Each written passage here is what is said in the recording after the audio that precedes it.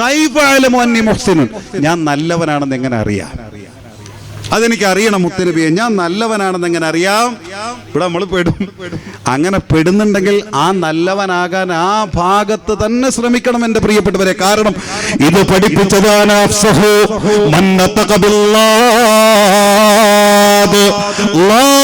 അക്ഷരം ഉച്ചരിക്കാൻ അല്ലാഹു തആല ഭാഗ്യം കൊടുത്ത വിഭാഗത്തില് ഏറ്റവും വലിയ വാഗ്മി ഞാനാണെന്ന് പഠിപ്പിച്ച, ഏറ്റവും വലിയ പ്രഭാഷകൻ ഞാനാണെന്ന് പഠിപ്പിച്ച ലോകത്തിന്റെ രാജയ്യനായ നേതാവ് ഹബീബ് മുഹമ്മദ് മുസ്തഫ സല്ലല്ലാഹു അലൈഹി വസല്ലം തങ്ങൾ പറയേ, സൽ ജീറാനക, നിന്റെ അയൽക്കാരോട് ചോദിച്ചോക്കെ. കുടിയില്ലേ, നിന്റെ അയൽക്കാരോട് ചോദിച്ചു നോക്കണം ഞാൻ എങ്ങനെയാണ്, അല്ലെങ്കിൽ നീ മറ്റുള്ളവരെ കൊണ്ട് ചോദിപ്പിക്കണം. എൻ്റെ അയൽക്കാരോടൊന്ന് ചോദിച്ചു നോക്കി ഞാൻ എങ്ങനെയാണെന്നൊന്ന് ചോദിച്ചു നോക്കെ. ഞാൻ പറഞ്ഞു വിട്ടായിട്ട് വേണ്ട, അല്ലാതെ നീ ഒന്ന് ചോദിച്ചു നോക്കെ എന്ന് നമ്മൾ പറഞ്ഞു വിടണം. അപ്പൊ അവര് പറയണ അവൻ നല്ലോനാ, അവൻ നല്ല കുട്ടിയാ, അവനിനി ഉപകാരമില്ലെങ്കിലും ഉപദ്രവിക്കൂല. അങ്ങനെ ഉണ്ടല്ലോ ഒരു വാക്ക്. ഇനി ഉപകാരം ഇല്ലെങ്കിലും ഉപദ്രവിക്കൂല, നല്ലവനാ. ഒരാവശ്യം അങ്ങനെ ആയാൽ പറ്റൂല, നമ്മൾ ഉപകാരമുള്ളവരാകണം. എന്റെ പെങ്ങളും ശ്രദ്ധിച്ചോ, ഇത് മുത്തനബി പഠിപ്പിക്കുക, എന്റെ ഉമ്മയും ശ്രദ്ധിച്ചു, എല്ലാവരും ശ്രദ്ധിച്ചു. നിന്റെ അയൽക്കാര് നിന്നെ കുറിച്ച് നല്ലത് പറഞ്ഞാ നീ നല്ലവനാ. ആരെ മുമ്പിൽ? അല്ലാഹുവിന്റെ മുമ്പിൽ നീ നല്ലവനാ, അല്ലാഹുവിന്റെ മുത്തനബിയുടെ മുമ്പിൽ നീ നല്ലവനാ, അല്ലാഹുവിന്റെ മലക്കുകളുടെ മുമ്പിൽ നീ നല്ലവനാ. നല്ലവനാവണ്ടേ? നല്ലവനായാലല്ലേ അള്ളാനെ കിട്ടൂ, അള്ളാഹുടെ മുത്തുനബിയെ കിട്ടൂ. പ്രിയപ്പെട്ടവരെ, പോത്തങ്കോടിനടുത്ത് ഒരു ഹിദായത്ത് നഗറുണ്ട്. തങ്ങളിപ്പോൾ അവിടെയൊക്കെ ദുആയ്ക്ക് വന്നിട്ടുണ്ടാകും. അവിടെ ഈ അടുത്തൊരു സഹോദരൻ്റെ വീട്ടിലൊന്ന് പോകാനിട. അവിടെ ചെന്നപ്പോൾ അദ്ദേഹം പറയുന്നുണ്ട്, ഒരുപാട് തങ്ങന്മാരും ഉസ്താദുമാരൊക്കെ അവിടെ വന്നിട്ടുണ്ട്. അങ്ങനെ ആ ഒരു കൂട്ടുണ്ടായിരുന്നു ഞങ്ങൾ. ആ കൂട്ടത്തിൽ നിന്ന് എന്നെ വിളിച്ച് മാറ്റി നിർത്തിയിട്ട് കുറെ ആത്മീയ വിഷയങ്ങൾ പറയണതിൻ്റെ ഇടയിൽ എന്നോട് പറയേ, ഉസ്താദെ ഒരു രഹസ്യം പറയട്ടെ, ഒരു സന്തോഷം കൊണ്ട് ഞാൻ പറയേ, അള്ളാഹുടെ മുത്തുനബിയെ സ്വപ്നം കണ്ടിട്ടുണ്ട് ഞാൻ. ആ സ്വപ്നം കണ്ടതുപോലെ തന്നെ ലാ ഇലാഹ ഇല്ലല്ലാഹ് മുഹമ്മദുർ റസൂലുള്ളാഹ് എന്ന ഒരു വലിയ വെളിച്ചത്തിന്റെ തെളിമയിൽ ഒരു എഴുത്ത് ആകാശത്ത് തെളിയുകയും ചക്രവാളം മുഴുവനും ഒരു പച്ച വെളിച്ചം കൊണ്ട് നിറയുകയും ചെയ്യുന്നത് ഞാൻ സ്വപ്നത്തിൽ ദർശിച്ചു ഉസ്താദേ. ഇപ്പൊ എന്നോട് പറഞ്ഞിട്ട് ഏകദേശം ഒരാഴ്ചയോളം അത് എന്നോട് പറഞ്ഞിട്ട്, അള്ളാഹു മുത്ത റസൂലുള്ളാഹിനെ സ്വപ്നം കാണാൻ ഭാഗ്യം നൽകുമാറാകട്ടെ, ഭാഗ്യം നൽകുമാറാകട്ടെ. ഈ സയ്യിദിന്റെ ബറക്കത്ത് കൊണ്ട്, ഈ മഹാന്റെ ബറക്കത്ത് കൊണ്ട് അള്ളാഹു നമ്മുടെ മനസ്സ് അതിനുള്ള യോഗ്യതയിലെത്തിക്കും. ആ കാരണം ഈ മനസ്സ് തെളിയണം. മനസ്സെങ്ങനെ തെളിയുക? ഇതൊക്കെ എടുത്ത് മനസ്സിന്ന് കളഞ്ഞേ പറ്റൂ. ഇതൊക്കെ മനസ്സിന്ന് കളഞ്ഞിട്ട് മനസ്സ് റബ്ബിന് മുത്തുനബിക്ക് സമർപ്പിച്ചേ പറ്റൂ. അതാണ് ഈ ഖുർആൻ പഠിപ്പിക്കണത്. പ്രിയപ്പെട്ടവരെ, നിന്റെ അയൽക്കാരോട് ചോദിക്കുക, അവര് നിന്നെ കുറിച്ച് നീ നല്ലവനാണെന്ന് പറഞ്ഞാൽ, നീ നല്ലവളാണെന്ന് പറഞ്ഞാൽ നീ നല്ലവനാ. അതല്ല, അവർക്ക് നിന്നെ കുറിച്ച് വലിയ അഭിപ്രായം പറയാനില്ല. കള്ളം പറയാൻ ആൾക്കാരുണ്ടാവും, മോശത്തരം ചിന്തിക്കുന്ന, അതവരെ വിട്ടേക്ക്. അല്ലാതെ നിഷ്പക്ഷതയോടെ പറയുന്നവരാണെങ്കിൽ അവർക്ക് നിന്നെ കുറിച്ച് നല്ലത് പറയാനില്ലാത്ത വിധമാണ് നിന്റെ കൈകടത്തലുകളും നിന്റെ കയ്യേറ്റങ്ങളും നിന്റെ അധര പ്രക്രിയകളും പ്രവർത്തനങ്ങളും വാക്കുകളുമെങ്കിൽ നീ മോശപ്പെട്ടവനാണ്. അവിടെ നിന്റെ നിസ്കാരം കൊണ്ടിട്ട് മാർക്കിടൂല, അവിടെ നിന്റെ നോമ്പ് കൊണ്ടിട്ട് മാത്രം മാർക്കിടൂല, അവിടെ നിന്റെ ദാനധർമ്മം കൊണ്ടിട്ട് മാത്രം മാർക്കിടൂല. നീ മോശപ്പെട്ടവനാണ്. ഇത് ആര് പഠിപ്പിച്ചു? സയ്യിദുനാ റസൂലുള്ളാഹി. ആ ബന്ധങ്ങൾ ഭദ്രാക്ക്. ഇനി ഇവിടെ കൊണ്ടും തീരൂലത്. മരിച്ചാൽ എന്റെ വയ്യത്തം കാണണ്ടെന്ന് ആൾക്കാർ പറയണവരൊക്കെ ഉണ്ടല്ലോ. നാളെ അള്ളാഹുടെ മുമ്പിൽ എത്തിയാൽ മഹ്ശറിൽ ഒരു ഹിസാബ് ഉണ്ടല്ലോ. ഞാൻ പറഞ്ഞ ആയത്തിന്റെ ബാക്കി, വയഖാഫൂന റബ്ബഹും വയഖ്ശൗന റബ്ബഹും വയഖാഫൂന സുഅൽ ഹിസാബ്. ഹിസാബിനെ ഭയക്കുക, അല്ലേ? ഹിസാബ് ഒരുപാട് കേട്ടിട്ടുണ്ട്, ഞാൻ വിവരിക്കുന്നില്ല. ലഹും തഹ്തൽ വലാമി വഹും സുജൂദു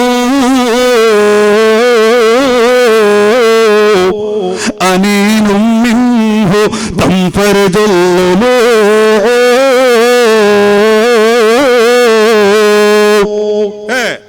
അൽമാലു വൽ ബനൂൻ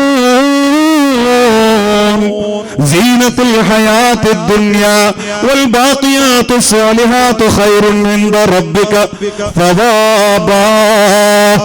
അല്ലാഹുവിന്റെ വിശുദ്ധ ഖുർആൻ എത്രേ പഠിപ്പിക്കുന്നത് പ്രിയപ്പെട്ടവരെ. വയൗമ നുസയ്യിറുൽ ജിബാല വതറൽ അർള ബാരിസ വഹസർനാഹും ഫലം നുഗാദിർ മിൻഹും അഹദാ. ആ ഹിസാബിന്റെ ലോകത്ത് ചെല്ലുമ്പോ രണ്ടുപേരെ പരസ്പരം പിടിച്ചു നിർത്തിയിട്ട് ഹക്കുകളെ സംബന്ധിച്ച് ചോദിക്കുമല്ലോ. അവിടെ ആദ്യം അല്ലാഹ് ആരെ പിടിക്കണമെന്നറിയോ? ഭാര്യ ഭർത്താവിനല്ലേ, പാപ്പയെ മോനല്ലേ, ഉമ്മയെ മോളല്ലേ, ഉസ്താദിനെ ശിഷ്യനല്ലേ, മഹല്ലുകാരനെ ഖത്തീബിനല്ലേ, പിന്നെ ആരെ ആദ്യം പിടിക്കുക? ജ്യേഷ്ഠനെ അനുജനല്ല. രണ്ടുപേര് പരസ്പരം വിചാരണ ചെയ്യുന്നിടത്ത് അള്ളാഹ് ആദ്യം പിടിക്കുന്നത് അയൽവാസിയായിരിക്കുമെന്ന് സയ്യിദുനാ റസൂലുള്ളാഹി. അള്ളാഹുവിന്റെ മുത്തുനബി പഠിപ്പിച്ച വാക്ക് പ്രിയപ്പെട്ടവര്. അതുകൊണ്ട് ഖുർആൻ പറഞ്ഞ ആശയം ജീവിതമാകട്ടെ. നാളെ രണ്ടുപേർക്കിടയിൽ അല്ലാഹു തആല വിചാരണ നടത്തുമ്പോ ആദ്യമായി വിചാരണയ്ക്ക് വിളിക്കുന്നത് അയൽക്കാരെയാ. എന്റെ പെങ്ങളെ, വേണ്ട മോളെ, അയൽക്കാരെ കാണുമ്പോ മനസ്സുകൊണ്ട് വെറുപ്പ് പ്രകടിപ്പിക്കുന്ന, മുഖം കൊണ്ട് മനസ്സ് വെറുപ്പ് പ്രകടിപ്പിക്കുന്ന, നാവിന്റെ ആതര ശബ്ദത്തിലൂടെ വെറുപ്പിന്റെ ശബ്ദമുണ്ടാക്കുന്ന, അവരെ കൊത്തിയിട്ട് സ്വന്തം മക്കളോട് പോലും അപകർഷതയോട് ഈർഷതയോടെ സംസാരിക്കുന്ന ഒരു ശൈലി വേണ്ട ഉമ്മ. അല്ലാഹുവിന്റെ മുമ്പിൽ പെട്ടുപോകുമേ ഉമ്മ. എന്റെ പ്രിയപ്പെട്ട സഹോദര, പള്ളിയിൽ നിസ്കരിക്കാൻ വരുമ്പോ തൊട്ടടുത്ത അയൽവാസി വരുമ്പോ മുഖത്ത് നോക്കാൻ പോലും മടിക്കുന്ന ശൈലി നമുക്ക് വേണ്ട സഹോദര. അത് ഖുർആന്റെ ശൈലിയല്ല, അത് ഇസ്ലാമിന്റെ സംസ്കാരമല്ല. കണ്ടോ പ്രിയപ്പെട്ടവരെ, നാളെ ആദ്യമായി പിടിച്ചു നിർത്തുന്ന രണ്ടുപേര് അത് അയൽക്കാരാണ്. അങ്ങനെ പിടിച്ചു നിർത്തിയിട്ട് പറയാനുള്ളത് പറയാൻ പറയുമ്പോ ഇവിടെ വേദനിക്കപ്പെട്ടവരില്ലേ, ഇവിടെ അടിച്ചമർത്തപ്പെട്ടവരില്ലേ, അവകാശങ്ങൾ തല്ലി ഒടിക്കപ്പെട്ടവരില്ലേ, കാണുമ്പോ തന്നെ വാതിലടച്ചു കളയുന്ന അയൽക്കാരില്ലേ, കിട്ടേണ്ട ഒരുപാട് ആനുകൂല്യങ്ങളെ തടയുന്നവരില്ലേ, 18കാരെ പൊന്നമോളുടെ കല്യാണം വരെ മുടക്കുന്ന അയൽക്കാരില്ലേ, ഇവരെ സംബന്ധിച്ച് മനസ്സിന്റെ ഉള്ളറയിൽ വേദന കനൽക്കട്ടയാക്കി കൊണ്ട് നടന്നിട്ട് അവസാനം മരിക്കേണ്ടി വന്ന പാവപ്പെട്ട അയൽക്കാര്, ഇവര് നാളെ റബ്ബിന്റെ മുമ്പിൽ നെഞ്ചു വിരിച്ചു നിന്നുകൊണ്ട് റബ്ബിനോട് ഈ വേദനിപ്പിച്ച അയൽക്കാരനെ ചൂണ്ടിയിട്ട് ചോദിക്കും, സൽഹാദാ, ഇവനോട് ചോദിക്ക് റബ്ബേ, ഇവളോട് ചോദിക്ക് റബ്ബേ, ലിമാകുലകന്നി ബാബാ, എന്നെ കാണുമ്പോ എന്തിനാണ് ഇവൻ വാതിലടയ്ക്കുന്നതെന്ന്, എന്നെ കാണുമ്പോ വലിയ ശബ്ദത്തോടെ വാതിലടയ്ക്കുന്നത് എന്തിനാണെന്ന് ആ സമയത്തിന്റെ കരല് പൊട്ടാറുണ്ട് റബ്ബേ, എന്റെ മനസ്സൊരുകാറുണ്ട് റബ്ബേ. ഞാൻ നടന്നു പോകുമ്പോ ഗേറ്റടച്ചു കളയുന്ന, എന്റെ മക്കളെ കാണുമ്പോ വാതിലടച്ചു കളയുന്ന, എന്നെ കാണുമ്പോ കാർക്കിച്ചു തുപ്പിയിട്ട് എന്റെ മുഖത്തോടുള്ള ദേശത്തെ വെറുപ്പിനെ പ്രകടിപ്പിക്കുന്നത് എന്തിനാണെന്ന് ചോദിക്കും റബ്ബേ.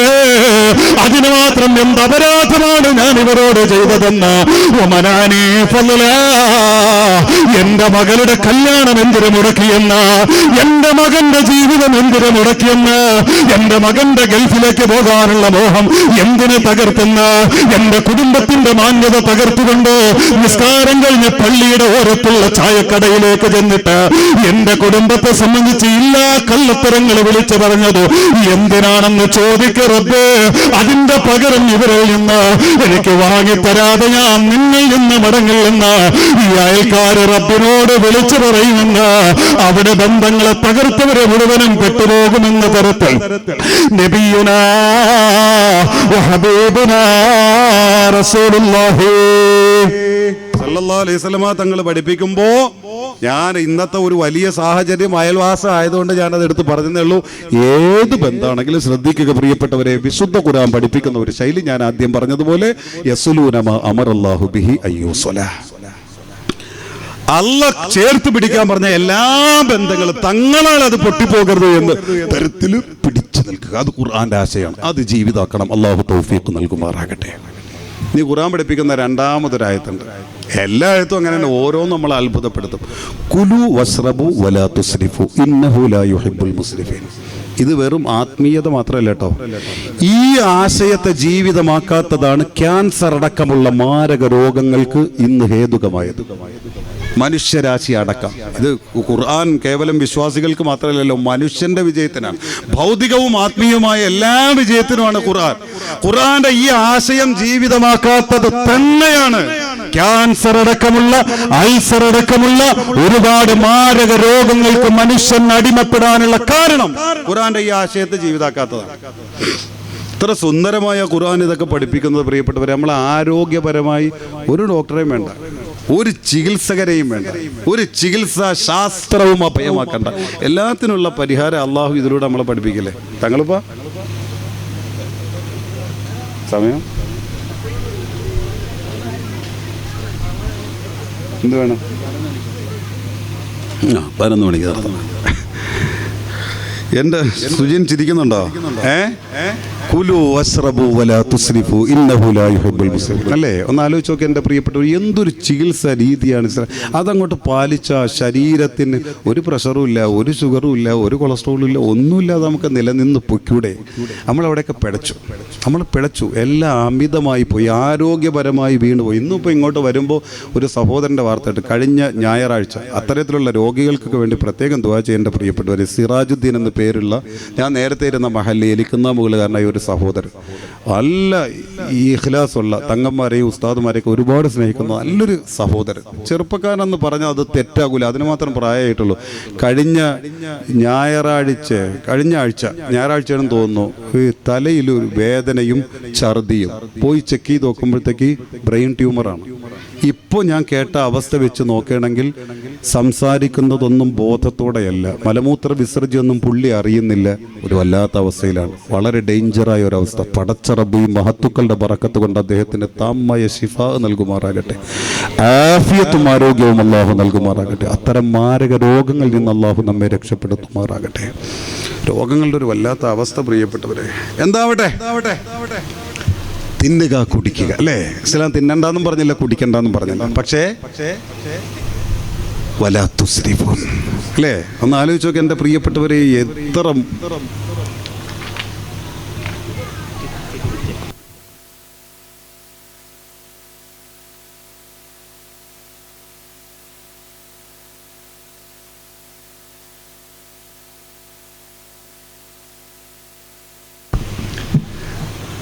സമയം ഇങ്ങനെ താമസിച്ചുകൊണ്ടിരിക്കുക.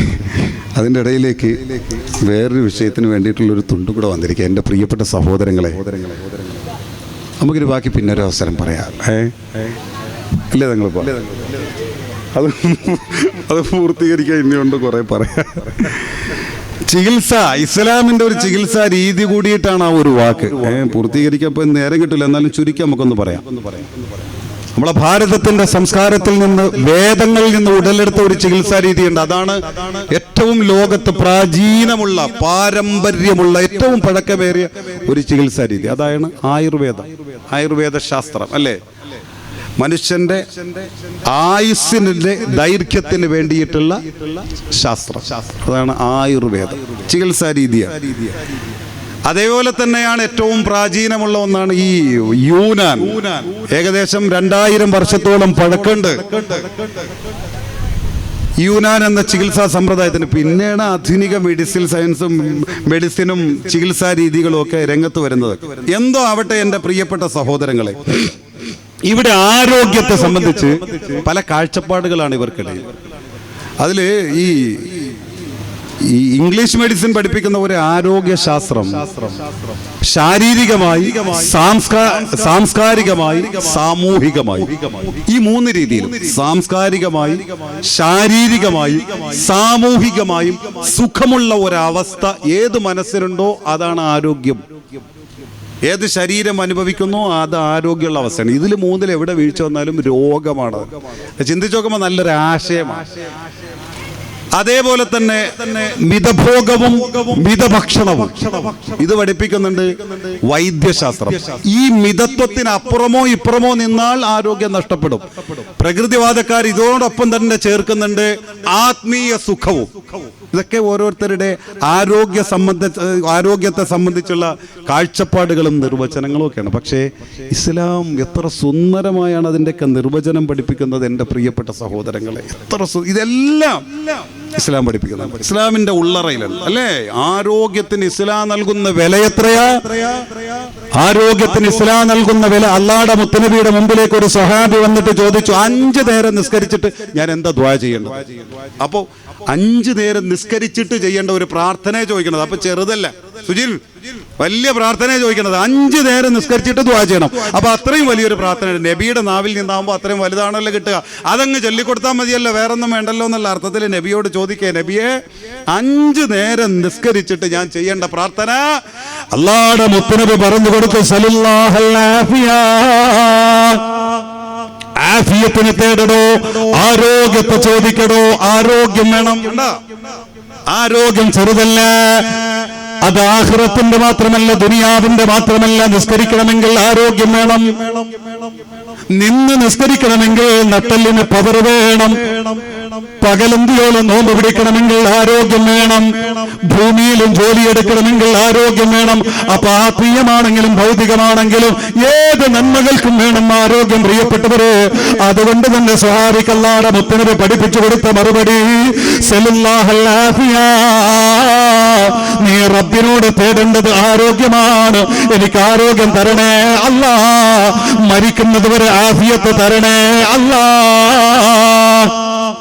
മുഹമ്മദുർ റസൂലുള്ളാഹി സ്വല്ലല്ലാഹു അലൈഹി വസല്ലം നബി ദുആയും പഠിപ്പിച്ചില്ലേ നമ്മളെ? اللهم إنا نسألك العفو والعافية والمعافاة الدائمة في الدين والدنيا والآخرة.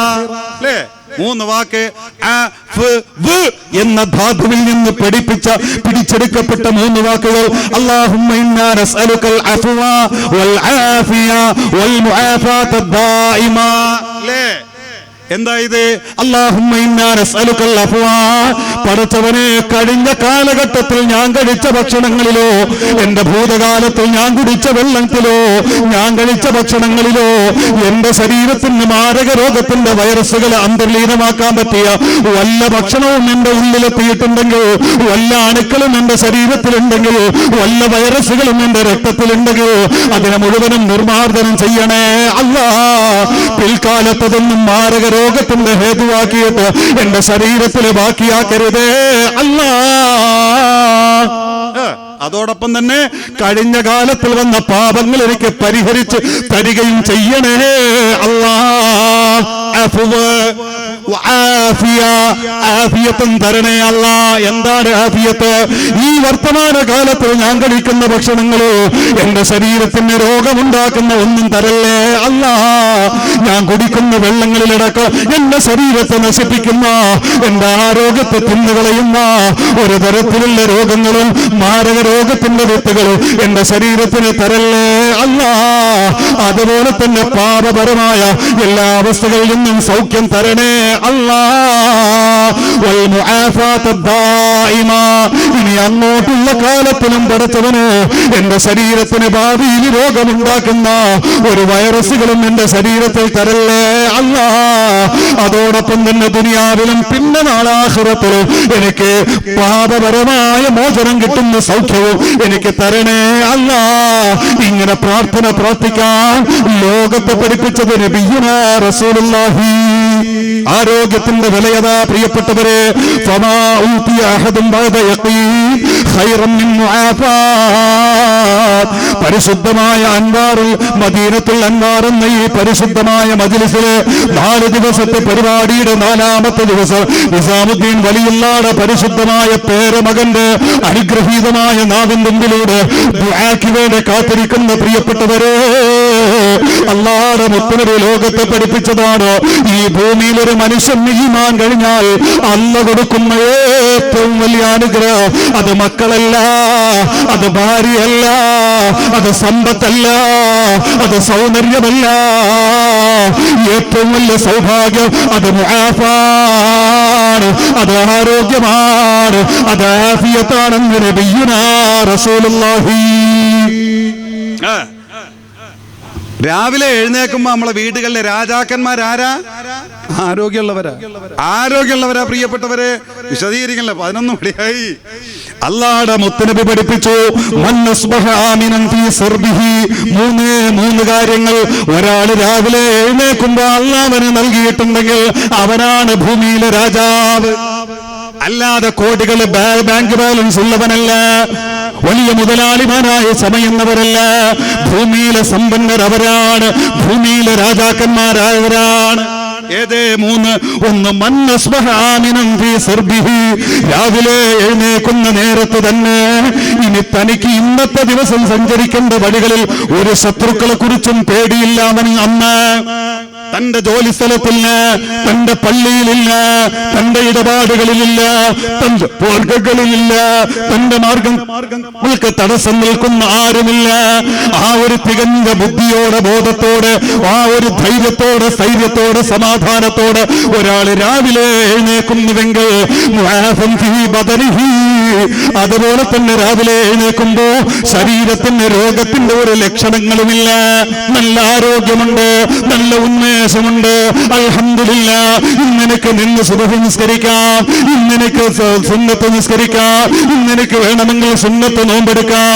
എനിക്ക് പള്ളക്ക് വേദനയില്ല, എന്റെ തലയ്ക്ക് വേദനയില്ല, എന്റെ നെഞ്ചിന് വേദനയില്ല, എന്റെ കാൽമുട്ടിന് വേദനയില്ല, എന്റെ നാഭിക്ക് വേദനയില്ല, എന്റെ നട്ടെല്ലിന് വേദനയില്ല. ഇങ്ങനെ വേദനയില്ലാതെ ഒരാൾക്ക് എഴുന്നേക്കാൻ കഴിയുമെങ്കിൽ ഇൻദഹു ഖൂതു യൗമിഹി, അന്നത്തെ ദിവസം അവനും അവന്റെ ആശ്രിതർക്കും ജീവിക്കാനുള്ള ഭക്ഷണം അല്ലാഹുവിന് ഒരുക്കിയിട്ടുണ്ട്. അതൊരു പക്ഷേ മാസ ശമ്പളമാകാം, അല്ലെങ്കിൽ കച്ചവടമാകാം, അല്ലെങ്കിൽ അന്ന് ജോലിയെടുത്തിട്ടാകാം. എങ്ങനെയുമാകട്ടെ, അന്ന് വൈകുന്നേരം വരെ തനിക്കും തന്റെ കുടുംബത്തിനും ജീവിക്കാനുള്ള സ്വത്തും ഒരാൾക്ക് അല്ലാഹു നൽകിയിട്ടുണ്ടെങ്കിൽ ഈ 3 കാര്യങ്ങൾ രാവിലെ എഴുന്നേൽക്കുമ്പോ ഒരു മനുഷ്യൻ അല്ലാഹു നൽകുന്നുവെങ്കിൽ ഫകഅന്നമാ ഈസതു ലഹു ദുനിയാ ബിഹദാഫീരിഹാ, ഈ ദുനിയാവ് മുഴുവനും വാരിക്കൂട്ടിയവൻ അവനാണ്. ഈ ദുനിയാവ് മുഴുവനും വാരിക്കൂട്ടിയവനെ പോലെയാണ് അവനെന്ന് നബിയുനാ വഹബീബുനാ റസൂലുള്ളാഹി. കുലു വസ്റബു വലാ തുസ്രിഫു ഇന്നഹു ലാ യുഹിബ്ബുൽ മുസ്രിഫീൻ. ഇനി പറഞ്ഞു വന്നാലേ ഇത് അവിടെ കൊണ്ട് ബന്ധിപ്പിക്കാൻ പറ്റൂ. സമയം ഒരുപാട്. എൻ്റെ പ്രിയപ്പെട്ടവരെ, നമുക്ക് സമയം ഉണ്ടെങ്കിൽ ബാക്കി സംസാരിക്കാം. അതിന് മുമ്പേ നമ്മൾ ബഹുമാനരായ തങ്ങളിപ്പോൾ ഇറങ്ങി തിരിച്ചപ്പോൾ നമ്മളെ ശരീഫിക്കായൊക്കെ കൂടെ ഉണ്ട് അല്ലേ? ശരീഫിക്ക എല്ലാവരും കൂടെ ശ്രമിച്ചതിൻ്റെ ഫലമായി 1 ഏക്കർ 33 സെന്റ് അല്ലേ തങ്ങളിപ്പോ? 1 ഏക്കറുമാണ് 33 അല്ലേ സെന്റ് ഇവിടെ റെഡി ആയിട്ടുണ്ട്. ഇനി അവിടെ ഒരു ഹിഫ്ളുൽ ഖുർആൻ കോളേജ് നമുക്ക് പണിയണം, നമുക്ക് പണിയണം. കാരണം തങ്ങൾ ഇതിനു വേണ്ടി ഇറങ്ങി തിരിച്ചത് എന്തിനാ? റബ്ബിന് വേണ്ടിയാണ്, അള്ളാഹ്ക്ക് വേണ്ടിയാണ്, അള്ളാഹുടെ ദീനിന് വേണ്ടിയിട്ടാണ്. അവിടെ എന്തെങ്കിലും ഒരു അംശം നമ്മുടെ വേണ്ടേ പ്രിയപ്പെട്ട?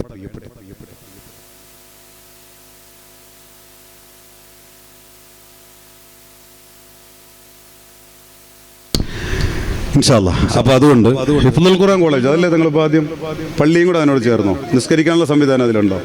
ഹിഫ്ളുൽ ഖുർആൻ കോളേജ് മാത്രം. അപ്പൊ ഖുർആന് വേണ്ടി, അള്ളാഹുടെ ഖുർആനാണ് ഇപ്പൊ നമ്മൾ കേട്ടതും കേട്ടുകൊണ്ടിരിക്കുന്നതും ഇവിടെ നടക്കുന്നതും ഖുർആനാണ്. ഖുർആന് വേണ്ടിയിട്ടാണ് ഈ സലാക്ക്. അപ്പൊ ആ ഖുർആനെ മാനിച്ചുകൊണ്ട് എൻ്റെ പ്രിയപ്പെട്ടവരെ, ദുആയ്ക്ക് മുമ്പായിട്ട് ഈ മജ്ലിസിൽ നിന്ന് ബിസ്മില്ലാഹിർ റഹ്മാനിർ റഹീം ഒന്ന് തുടങ്ങി വെക്കാം. നമുക്ക് ഒരു 33 പാക്കറ്റ് സിമന്റ് ഒരുമിച്ച് വേണമെന്നല്ല, സൗകര്യമായിട്ട് അതിൻ്റെ ഇടയിൽ അങ്ങ് എത്തിച്ചാൽ മതി. അള്ളാഹ്ക്ക് വേണ്ടിയിട്ട് ഈ ദുആയിൽ പങ്കെടുത്ത് പ്രതിഫലം നേടാൻ നിശ്ചയിച്ചുകൊണ്ട് ആദ്യമായി റബ്ബിന് കൈ ഉയർത്താൻ. ബിസ്മില്ലാഹിർ റഹ്മാനിർ റഹീം. നമ്മുടെ ഷെരീഫാജിയുടെ ജ്യേഷ്ഠ, നമ്മുടെ ഷെരീഫാജി ഈ പറഞ്ഞ ചിറയിൻകീഴ് പരസ്യമായ ഒരു രഹസ്യമാണ് തങ്ങളിപ്പയും ഷെരീഫാജിയുടെ കുടുംബവും തമ്മിലുള്ള ബന്ധം. ആണോ? അൽഹംദുലില്ലാ, അൽഹംദുലില്ലാ. ഇതിന്റെ ഈ സാമ്പത്തിക ഭദ്രത വലിയൊരു ചെലവിന്റെ ആയിരിക്കും ഇവിടെ തങ്ങളിപ്പയൊക്കെ പറഞ്ഞല്ലോ. അതിൽ ഷെരീഫാജിയും അനുജന്മാരും സഹോദരങ്ങളും എല്ലാവരും ഉണ്ട്. ഇപ്പൊ അദ്ദേഹത്തിന്റെ ജ്യേഷ്ഠനാ അല്ലേ തങ്ങളിപ്പോ? അളിയൻ മരണപ്പെട്ടിരുന്നു. അദ്ദേഹത്തിന്റെ പേരെന്താ? ഇദ്ദേഹത്തിന്റെ ബദറുദ്ദീനിക്ക് അല്ലേ? 33 പാക്കറ്റ് സിമന്റ്. ഒരു സ്വലാത്ത് മുത്തുനബിയിലേക്ക്.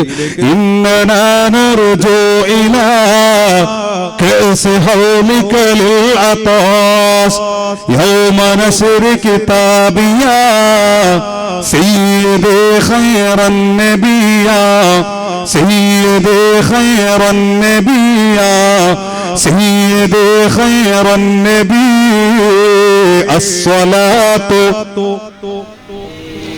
ഉറക്കെ ചൊല്ലിക്ക.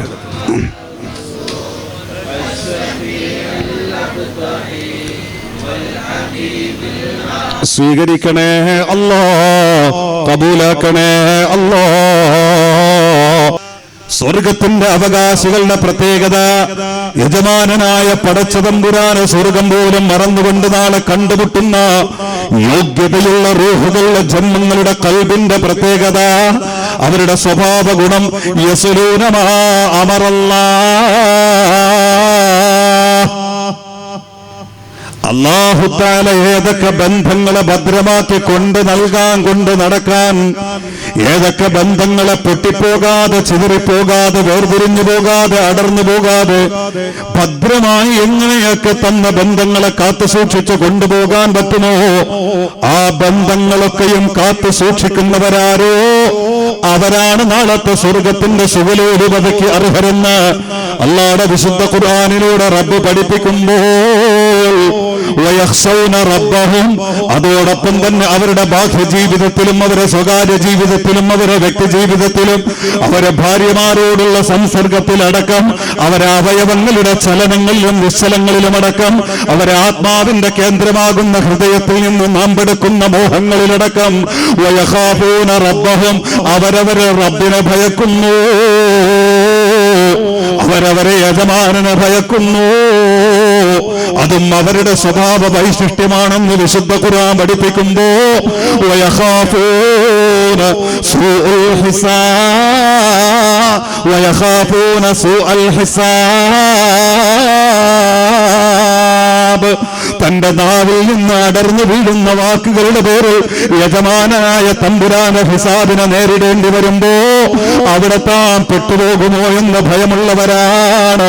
താൻ മറ്റുള്ളവരെ വേദനിപ്പിക്കുമ്പോ, മറ്റുള്ളവരുടെ പണം അപഹരിക്കുമ്പോ, സനാതന മൂല്യങ്ങളെ തകർത്തെറിയുമ്പോ, സദാചാരബോധമില്ലാതെ അധമ മനുഷ്യന്റെ സംസ്കാരം ജീവിതമാക്കി കുത്തൊഴിഞ്ഞ് നടക്കുമ്പോ അതിന്റെ പേരിൽ യജമാനായ തമ്പുരാന്റെ മുമ്പിൽ തന്റെ നാവ് കെട്ടിയിട്ട് തന്റെ കൈവിരലുകളോട് സംസാരിക്കാൻ അല്ലാഹു പറയുന്ന, തന്റെ ശരീരത്തിന്റെ അവയവങ്ങളൊക്കെയും തനിക്കെതിരെ കൂറുമാറി സാക്ഷി പറയുന്ന ഭീകരമായ ഹിസാബിനെ ഭയക്കുന്നവരാണ്.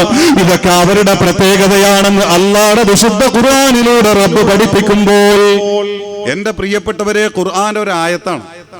ഈ ആയത്തിൽ ഒരു വലിയ ആശയം അല്ല പഠിപ്പിക്കേ. വല്ലദീന, ഒരു കൂട്ടരുമാണവർ, അവരുടെ പ്രത്യേകത യസ്ലൂന മാ അമറല്ലാഹു ബിഹി അയ്യൂസല, അല്ല ചേർത്ത് വെക്കാൻ പറഞ്ഞ എല്ലാ ബന്ധങ്ങളെയും ചേർത്ത് പിടിക്കുന്നവരാണ് അവർ.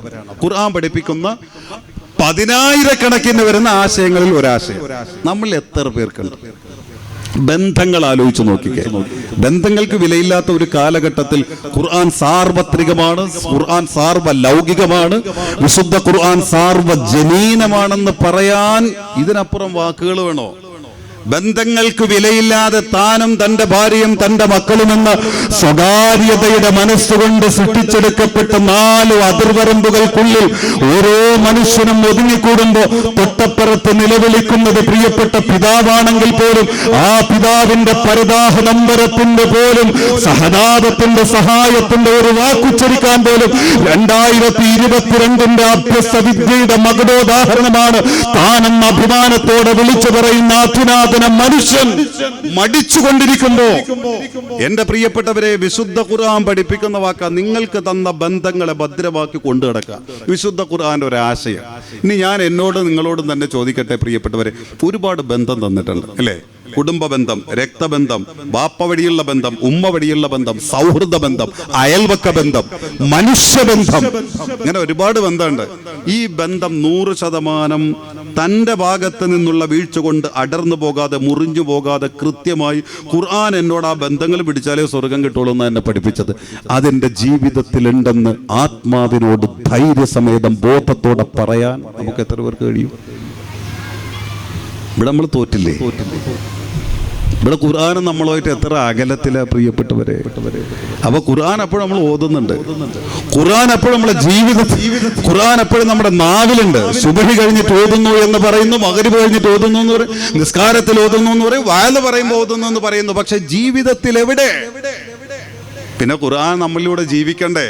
അല്ലാഹുവിന്റെ മുത്തനബിയുടെ ജീവിതം ഖുർആനായിരുന്നു. നമ്മളോ മാർതിരിഞ്ഞില്ലേ? വേറെയില്ലേ പ്രിയപ്പെട്ടവരെ? മഹാനായ സഹൽ ഇബ്നു അബ്ദുല്ലാഹി ദുസ്തുരി റളിയല്ലാഹു അൻഹു ചെറിയ ആളല്ല പ്രിയപ്പെട്ടവരെ, വലിയ മഹാനാണ്. ബന്ധങ്ങളുടെ വിലയേറിയ പ്രിയപ്പെട്ടവരെ, അല്ലാഹു തആല വരദാനമായി തന്ന ബന്ധങ്ങളുടെ വില ചെറുതല്ല. വലിയ വലിയ ഉലമാക്കളെ നോക്ക്, വലിയ വലിയ ആളുകളെയൊക്കെ പരിശോധിക്ക്. വലിയ ഔലിയാക്കളെ പറയാറുണ്ടല്ലോ, അവരുടെ ചരിത്രം, വലിയ മഹത്തുക്കളായ ഉസ്താദുമാരുടെ ചരിത്രമൊക്കെ പറയുമ്പോൾ അവരുടെ വലിയ ഗുണമായിട്ട് പറയുന്നതിൽ ഒന്ന്, അവർ ഏത് ബന്ധുക്കളെ കണ്ടാലും അങ്ങോട്ട് പോയി ഇടപെടും. ബന്ധു വീട്ടിലൊരാവശ്യം വന്നാൽ അവർ ഓടിയെത്തും. പറയാറില്ലേ, നേരത്തെ അവിടെ എത്തും. ഇങ്ങനെ വലിയ തങ്ങന്മാർ, നമ്മൾ പറയുന്ന തലയ്ക്ക് മുകളിൽ കൊണ്ടു നടക്കേണ്ട തങ്ങന്മാർ പോലും കുടുംബത്തിലെ കാര്യങ്ങൾ വരുമ്പോൾ അവർ രാവിലെ പോയി അവിടെ ഇരിക്കുന്നതാണ്. വായതിൻ്റെ സദസ്സിലും ദുആയ്ക്കൊക്കെ അവസാന നേരത്ത് കടന്നു വരുന്നവരായിരിക്കും. പക്ഷേ ബന്ധങ്ങളുടെ പേരിൽ അവർ അയൽവക്ക വീടുകളിൽ ഇങ്ങോട്ട് 2 ദിവസത്തെ വിവരം അറിഞ്ഞില്ലെങ്കിൽ അങ്ങോട്ട് പോയി ബന്ധം സ്ഥാപിക്കുന്ന ഒരു ശൈലി നമ്മൾ ഈ മഹത്തുക്കളിലൊക്കെ കാണാം. അതിൻ്റെ അർത്ഥം എന്നാലേ ഖുർആനാവൂ, എന്നാലേ വലിയാകൂ, എന്നാലേ അള്ളാഹുടെ സാമീപ്യം കിട്ടൂ, എന്നാലേ മുത്തുനബിയുടെ കൈ കിട്ടൂ. പ്രിയപ്പെട്ടവരെ, ഞാൻ നിസ്കരിച്ചു എന്ന് പറഞ്ഞുകൊണ്ട് മാത്രമായില്ല. ഒക്കെ ഖുർആൻ പറയുന്നുണ്ടല്ലോ. ഞാൻ ഖുർആൻ ഓതി എന്ന് പറഞ്ഞുകൊണ്ട് മാത്രമായില്ല. ഞാൻ സുന്നത്ത് നോമ്പ് എടുത്തു എന്ന് പറഞ്ഞിട്ട് മാത്രമായില്ല. പാതിരാത്രിയിൽ തഹജ്ജുദ് നിസ്കരിച്ചു എന്ന് പറഞ്ഞിട്ട് മാത്രമായില്ല. അതുപോലെ തന്ന ഈ ബന്ധങ്ങളും കൊണ്ടുനടന്നേ പറ്റൂ. സഹൽ ബിൻ അബ്ദുല്ലാഹി ദുസ്തുരി വലിയ ആള്, ചെറിയ ആളല്ല. ഇമാം അബൂ ഹാമിദ് അൽ ഗസാലി റളിയല്ലാഹു അൻഹു ഈ മഹാനെ സംബന്ധിച്ച് ലോകത്തോട് വിളിച്ചു പറഞ്ഞത് വകാന മിൻ അകാബിറിൽ ആരിഫീൻ. ആരിഫീങ്ങളിൽ വലിയ ഉന്നത സ്ഥാനത്തുള്ള മഹാനാണ് മഹാനായ സഹൽ ഇബ്നു അബ്ദുല്ലാഹി ദുസ്തുരി. ആരിഫ് ആരാ? ആരിഫ് അള്ളാനെ അറിഞ്ഞത്. അവരെ ദാഹമേ അല്ലാ, അവരെ മോഹമേ അല്ലാ. അലാ ബിദിക്രില്ലാഹി തത്മഇന്നുൽ ഖുലൂബ്.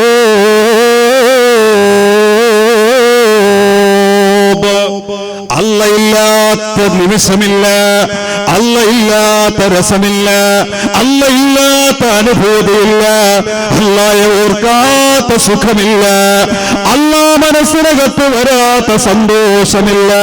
രാത്രികൾ തന്റെ റബ്ബിന് വേണ്ടി, പകലുകളോ തന്റെ റബ്ബിന് വേണ്ടി, തന്റെ സ്വകാര്യതയോ തന്റെ യജമാനനെ പ്രണയിക്കാൻ. അല്ലാഹുവിന്റെ ആരിഫീങ്ങൾ അവര് മറ്റുള്ളവരെ സ്നേഹിക്കുന്നത് പോലും റബ്ബിന. പ്രിയപ്പെട്ടവര്, ലഅല്ലക തഹ്ലൂ ഹയാത്തു മരീറത്തു ലഅല്ലക തർലാ വൽ അനാമു ഗിലാബു.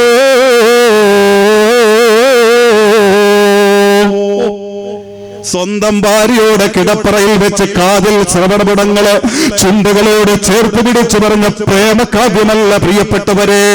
വൈകാരികതയുടെ സംതൃപ്തിയുടെ അഭിനിവേശത്തിൽ പ്രിയപ്പെട്ടവരുടെ കാതിൽ ചൊല്ലിക്കൊടുത്ത കിന്നാരത്തിന്റെ വാക്കുകളല്ല പ്രിയപ്പെട്ടവര്. അള്ളാഹുവോട് പറഞ്ഞ കിന്നാരത്തിന്റെ വടികളാ. അവരാ അള്ളാഹുവിന്റെ ആരിഫീങ്ങൾ. ലഅല്ലക തഹ്ലൂ വൽ ഹയാത്തു മരീറത്തു. എന്തോരു മധുരമാണ് റബ്ബേ, നിന്റെ ഓർമ്മകൾ എന്തോരു സമാധാനമാണ് റബ്ബേ, നിന്റെ ദിക്റുകൾ എന്തോരു സുഖമാണ് റബ്ബേ, നിന്നെ കുറിച്ചുള്ള ചിന്തകൾ എന്റെ മനസ്സിന് തരുന്ന സുഖമുണ്ടല്ലോ. എന്റെ ജീവിതത്തിൽ ഞാനത് വേറെ എവിടെയും അനുഭവിച്ചിട്ടില്ല. എന്റെ ഭാര്യയോടുള്ള ഇടപെടലിൽ ഞാൻ അനുഭവിച്ചിട്ടില്ല. എന്റെ മക്കളോടൊത്തുള്ള രസങ്ങളിൽ ഞാൻ അനുഭവിച്ചില്ല. മറ്റുള്ളവരോടുള്ള തമാശകളിൽ ഞാൻ അനുഭവിച്ചിട്ടില്ല. അതുകൊണ്ട് റബ്ബേ, ഈ മനുഷ്യരെന്നെ പലതും പറഞ്ഞ് വേദനിപ്പിക്കാറുണ്ട്. അവരെ പല കാരണത്തിന്റെ പേരിൽ എന്നിൽ നിന്ന് അകലാറുണ്ട്. പക്ഷെ അതൊന്നും എനിക്കൊരു പ്രശ്നമല്ല റബ്ബേ. നീ എന്നോട് അകലരുത് അല്ലാ, എന്നോട് പിണങ്ങരുത് അല്ലാ, എന്നെ വെറുക്കരുത് അല്ലാ, ഒരു നിമിഷം പോലും എന്നിൽ നിന്ന് പിന്തിരിയരുത് അല്ലാ. അങ്ങനെ ഒരു നിമിഷം എന്റെ ജീവൻ അവസാനിക്കുന്നതിന് മുമ്പ് എന്റെ ജീവിതത്തിൽ വരുമെങ്കിൽ അതിനു മുമ്പ് എന്റെ കൊരവള്ളിയുടെ പിടച്ചിൽ അവസാനിപ്പിക്കണേ അല്ലാ. എന്നെ നിന്നിലേക്ക് തിരിച്ചെടുക്കണേ അല്ലാ. അലാ ബിദിക്രില്ലാഹി തത്മഇന്നുൽ ഖുലൂബ്. ഇതാണ് ഈ പറഞ്ഞ ആരിഫീങ്ങളുടെ ചിന്തയും മോഹവും ഒക്കെ. അവർക്ക് നമ്മളൊന്നും ഒന്നുമല്ല. നമ്മളവരെ മധു പറഞ്ഞാൽ എന്താ, നമ്മളവരെ ദം ചെയ്താൽ എന്താ. വയകൂന മദ്ഹൂഹും വദമ്മുഹും സവാ ലം യഖ്ശ ലൗമത ലായിമിൻ ഫീ ദിൽ ഉലാ. വേറെ വഴി, അത് പോയാൽ അങ്ങനെ പോകും. ആ കൂട്ടത്തിൽ എണ്ണപ്പെടുന്ന വലിയ മഹാനാണ് ഇവിടെ നേരത്തെ പരാമർശിക്കപ്പെട്ട മഹാനായ സഹൽ ഇബ്നു അബ്ദുല്ലാഹി ദുസ്തുരി റളിയല്ലാഹു അൻഹു. ഇല്ലറക്കാരനല്ല.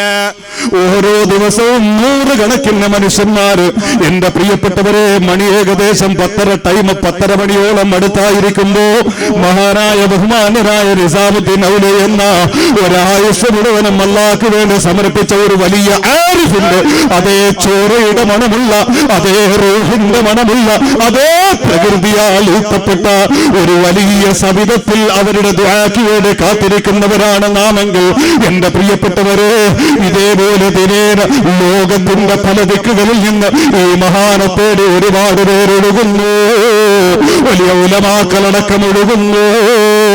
സഹൽ ഇബ്നു അബ്ദുല്ലാഹി ദുസ്തുരി എന്ന മഹാന്റെ ഓരത്ത് അവരെല്ലാവരും മോചാനിച്ചു കൂടുന്നു. അവരിൽ നിന്നൊരു പുഞ്ചിരി കിട്ടുന്നത് പോലും, അവരിൽ നിന്നൊരു സലാമ കിട്ടുന്നത് പോലും ജീവിതത്തിന്റെ സൗഭാഗ്യമായ വിശ്വാസികൾ എണ്ണുന്നു. അങ്ങനത്തെ ആത്മീയതയുടെ ലോകത്തെ നിത്യവിസ്മയമായിരുന്ന ഈ സഹൽ ഇബ്നു അബ്ദുല്ലാഹി ദുസ്തുരിക്ക് ഒരു രഹസ്യമുണ്ട്. എന്താ രഹസ്യം എന്നറിയോ? തന്റെ അയൽവക്കത്ത് താമസിക്കുന്ന ഒരു അയൽക്കാരനുണ്ട്. ബന്ധത്തിന്റെ വില നോക്ക്. ഒരു അയൽക്കാരനുണ്ട്. ഈ അയൽക്കാരൻ ആരാ? മുസ്ലിമും അല്ല, അയാള് മജൂസിയ. അയാളെ തീയെ ആരാധിക്കുന്ന വിഭാഗത്തിൽപ്പെട്ട അയാളെ തീയാണ് അയാളെ ആരാധിക്കുക. ആ കുടുംബം അവിടെ ഉണ്ട്, ആ കുടുംബം അവിടെ താമസിക്കുന്നുണ്ട്. ഇയാൾ ആ കുടുംബത്തിന്റെ മലമൂത്ര വിസർജ്യാദി കർമ്മങ്ങൾ നിർവഹിക്കാൻ വേണ്ടിയിട്ടുള്ള ഒരു സ്ഥലം ഉണ്ടാക്കി, ഒരു ടോയ്ലറ്റ് ഉണ്ടാക്കി. ഇത് എവിടെ ഉണ്ടാക്കണ? തൊട്ടിപ്പുറത്ത് താമസിക്കുന്ന സഹൽ ഇബ്നു അബ്ദുല്ലാഹി ദുസ്രി എന്ന് പറയുന്ന ഈ വലിയ മഹാന്റെ വീട്ടിന്റെ അതിർത്തിക്ക് തൊട്ടപ്പുറം. അയാളുടെ പെരടത്തിൽ തന്നെ, പക്ഷേ അത് വന്നു നിൽക്കുന്നത് മഹാന്റെ അതിർത്തിയിൽ. അങ്ങനെ ഒരു പെരയൊക്കെ ഉണ്ടാക്കി, ടോയ്ലറ്റ് ഒക്കെ ഉണ്ടാക്കി. അവിടെയായി മലമൂത്ര വിസർജ്യങ്ങളൊക്കെ ഇങ്ങനെ നടക്കുന്നത്. കാലങ്ങളായി ഇതിങ്ങനെ നടത്തിക്കൊണ്ടിരിക്കെ ഇതിന്റെ പിന്നാമ്പുറം എന്താണെന്നൊന്നും ഇവരൊന്നും ആലോചിച്ചിട്ടില്ല. സഹൽ ഇബ്നു അബ്ദുല്ലാഹി ദുസ്രി റളിയല്ലാഹു അൻഹു പാതിരാത്രി നിസ്കരിക്കാനൊക്കെ എഴുന്നേറ്റ് നോക്കുമ്പോ വീട്ടിന്റെ ഓരത്ത് വല്ലാത്ത ദുർഗന്ധം. ഇത് എവിടെന്നാ ഈ ദുർഗന്ധം വരുന്നു? പതിയിറങ്ങി ചെന്നു. ഈ ദുർഗന്ധമുള്ള സ്ഥലം ഇങ്ങനെ അന്വേഷിച്ച് ചെന്ന് നോക്കുമ്പോ ഈ ടോയ്ലറ്റിന്റെ ഈ വിസർജ്യ വസ്തുക്കൾ, മാലിന്യ വസ്തുക്കൾ ഒഴുകിക്കൊണ്ടിരിക്കുന്ന ഭാഗം പൊട്ടിയിട്ട് ഈ മഹാന്റെ പുരയിടത്തിലേക്ക് ഇതിന്റെ ചളി വീണുകൊണ്ടിരിക്കേ. ഈ വലിയ മഹാന്റെ പുരയിടത്തില ഇത് വീണിട്ട് ഈ ചെളി ഇങ്ങനെ ദുർഗന്ധമായി പരക്കെ. വിസർജ്യമല്ലേ, അല്ലാത്ത ദുർഗന്ധം. അന്ന് മുതൽ പ്രിയപ്പെട്ടവരെ, ഈ വലിയ മഹാനുണ്ടല്ലോ അബൂ ഹാമിദ് അൽ ഗസാലി റളിയല്ലാഹു അൻഹു പോലും ഇത്രയേറെ പുകഴ്ത്തി പറഞ്ഞ അല്ലാഹുവിന്റെ ആരിഫീങ്ങളുടെ കിരീടം ചൂടാത്ത രാജാവ് സഹൽ ഇബ്നു അബ്ദുല്ലാഹി ദുസ്രി റളിയല്ലാഹു അൻഹു സാധാരണ പാതിരാത്രി തഹജ്ജുദിന് എഴുന്നേൽക്കുന്നതിന് ഒരുപാട് നേരത്തെ എഴുന്നേൽക്കുന്നു.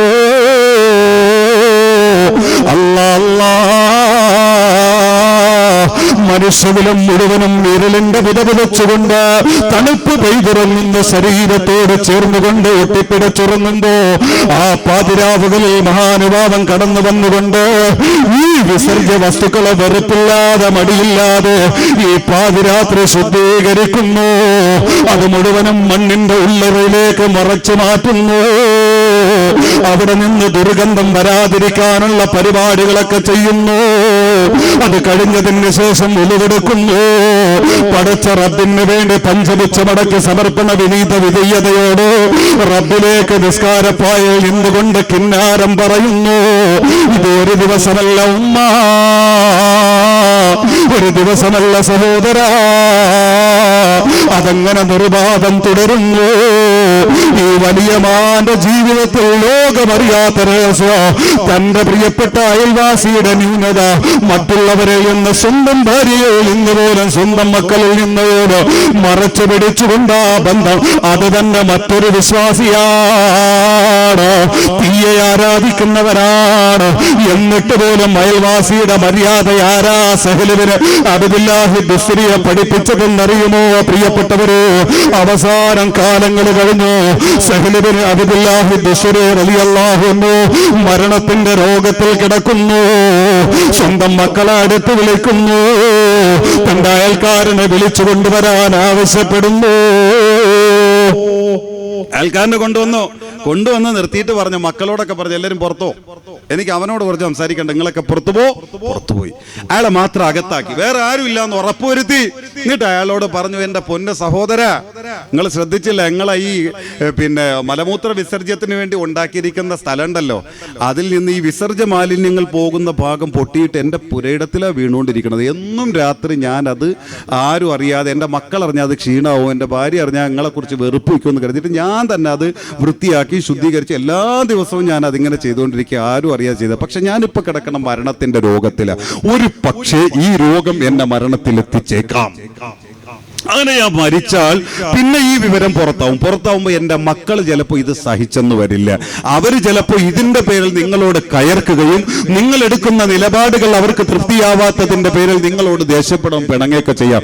അയൽവക്ക ബന്ധമെന്ന് അള്ള ഭദ്രമാക്കാൻ പറഞ്ഞ ഒരു ബന്ധം എൻ്റെ മക്കൾ പോലും ഇതിന്റെ പേരിൽ പൊട്ടി തകർത്തവരായി മാറിപ്പോകും എന്ന് ഞാൻ ഭയക്കുകയാണ്. അതുകൊണ്ട് എൻ്റെ പൊന്നു സഹോദര, ഇനി ആ കാര്യം ഒന്ന് ശ്രദ്ധിക്കണേ.